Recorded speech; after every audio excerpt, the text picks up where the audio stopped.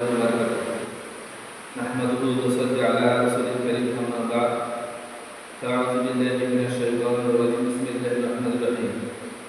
أطيعوا الله وأطيعوا الرسول أولي الأمر منكم صدق الله العظيم وصدق رسوله النبي الكريم ونحن على ذلك لمن الشاهدين وشاهدنا والحمد لله رب العالمين तमाम प्रशंसा महान अल्लाह तबारक व तआलार জন্য যিনি এক ও দ্বিতীয় দিনের জিজ্ঞাসা পালন করতে সৃষ্টিকর্তা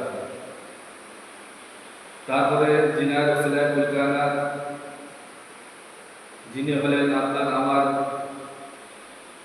কোথায় নামদার তাজদার মদিনা আহমদ মুস্তাফা মুহাম্মদ রাসূলুল্লাহ সাল্লাল্লাহু আলাইহি সাল্লামের উপরে হাজার হাজার দরুদ সালাম বর্ষিত হোক নাযিল হোক পরবর্তী হোক আল্লাহুম্মা আমিন মুআজ্জাজ সামিঈন কিরাম আল্লাহ রাব্বুল আলামিন কালামুল্লাহ শরীফে ইরশাদ করেন আতিউল্লাহ ওয়া আতিউর রাসূল इताअत करो अल्लाह इताअत करो और उसके रसूल अपनी इताअत करबेन प्रथमकार আল্লাহ তারপরে ইতাআত করবেন রাসূলের ওয়া উলিল আমরি মিনকুম আজ আমাদের ছেলে যখন সুন্নি হানাফি থেকে বাদ হয়ে যখন আলে হাদিস হয়ে যায় যখন সালফি হয়ে যায় যখন দেওবন্দীদের মধ্যে হয়ে যায় যখন ওয়াহাবিদের মধ্যে হয়ে যায় তখন আমাকে বড় আফসোস লাগে যে আজও আমাদের আহলে সুন্নাত ওয়াল জামাতের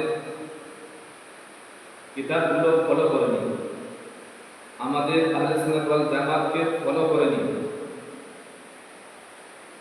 সর্বপ্রথমে আপনার মাথায় দিতে চাইব যে আপনাকে তাকলিদ বলে তাদের রাস্তা নিয়ে যাবে আপনাদেরকে আমি তাকলিদ সম্পর্কে বুঝিয়ে আল্লাহ রাব্বুল আলামিনের যদি রহমত হয় আপনাদের জেহেনে যদি এই কথাটা ঢুকে যায় ইনশাআল্লাহ আমি মনে করব যে আমার বক্তব্য সাকসেসফুল হয়েছে আল্লাহ তাআলার রহমত আপনাদের উপরে আপনাদের প্রেমে নবীর প্রেমে ভালোবাসা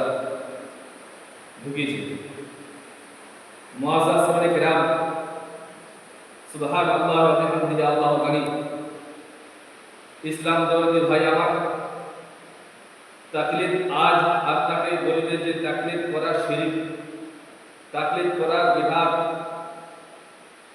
তাকলিদ যদি করতে হয় এটা আহলে হাদিসের বক্তব্য আহলে সুন্নাত ওয়াল জামাত আমাদের বিশ্বাস আমাদের ঈমান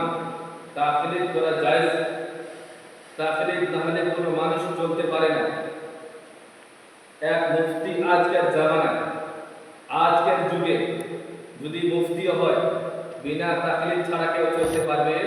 না যদি মুহাদ্দিসও হয় আজকের জামানায় বিনা তাকলিদে চলতে পারবে মুআজ্জাজ সামিঈন কিরাম আপনাকে বলবে যে তাকলিদ মানে হলো আল্লাহকে মাননেওয়ালা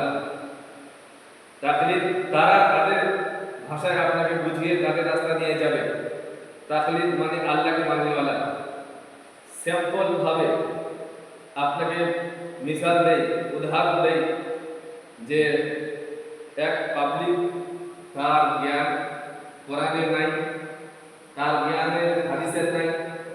না কোরআন পড়তে জানে না হাদিস পড়তে জানে সে এক মজুরি কৃষক লোক খেতে খুঁটে সংসার চালায় এবার আমাদের কথা বাদ দিলাম তাদের অনুযায়ী তাকলিদ করা যে শিরিক আর শিরিক মানে সে মুসলমান হয় না যে শিরিক করে মুসলমান থেকে বাদ হয়ে যায় যে শিরিক করে মুসলমান থেকে খারিজ হয়ে যায় তো মুআজ্জাজ সামিঈন কিরাম আমি বুঝাতে চাই যারা তাকলিদ মানে না তাকলিদ মানে না তাদের জন্য আমি বলতে চাই তাদের মধ্যে পাবলিক আছে যে কোরআন পড়তে পারে না তাদের মধ্যে আছে হাদিস পড়তে পারে না তারা কি তাদের ইমামের কথায় চলে না তাদের ইমাম যা বলে তারা শুনে না তাদের ইমাম যদি বলে জোহরে আজ এই টাইম করা হলো তার মুসাল্লিরা মেনে নেয় জোহরে ঘরে একটাই জামাত করা হয় তাদের ইমাম ঘোষণা করে দিল একটাই জামাত হবে তাই হিসেবে মেনে এসে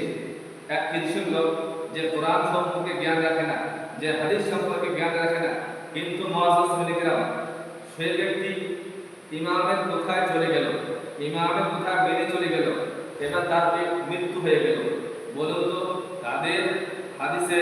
তাদের কোথায় যে তাকলিদ করা হারাম, তাকলিদ করা শিরক, তাহলে ওই ব্যক্তি যখন মারা গেল তার কি জানাজা হবে? তার কি জানাজা ওঠা হবে? তাদের কি জানাজা করা হবে? মুআজ্জিজ কিরাম তাদের উদ্দেশ্যে তাদের কোথায় যদি হয় তাহলে সেই ব্যক্তিকে জানাজা করা হবে না, তার জানাজা উদ্র করা দেওয়া হবে। তাদের কোথায় যদি সত্য হয় তাহলে তার জানাজাকে পুড়িয়ে দিতে হবে। তো আমাদের মুআজ্জিজ কিরাম আল মুস্তাদরাক কিতাব মধ্যে হাদিসের মধ্যে লিপিবদ্ধ রয়েছে তাকলিদ করা জায়েজ, আর তাকলিদ করা কোন ব্যক্তি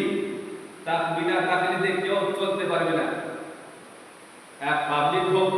এক হাফিজ দিন হোক, এক আলিম দিন হোক, এক মুফতি দিন হোক, এক মাওলানা দিন হোক, যত বড় মাওলানা হোক, যত বড় মুফতি হোক, যদি বিনা তাকলিদ ছাড়া কেউ চলতে পারবে না। কেননা হাদিস মানতে গেলে যদি ইমাম বুখারী হাদিস পড়তে যান তাহলে ইমাম বুখারীকে আপনাকে মানতে হবে। যদি ইমাম আযম আবু হানিফার হাদিস পড়তে যান তাহলে তাকে সর্বপ্রথম মানতে হবে। তাহলে কেউ যত বড় মুফতি হোক বিনা তাকলিদে কেউ চলতে পারবে না। তাই মুআজ্জিজ কিরাম তাকলিদ যদি আপনাকে বলে দেয় যে তাকলিদ করা শিরক, তাকলিদ করা বিদআত, আমি বুঝাতে চাই সর্বপ্রথম বড় ছোট বলে সবথেকে বড় মিথ্যা কথা বলে যে তাকলিদ করা যাবে না মুআজ্জিজ কিরাম, সে ব্যক্তি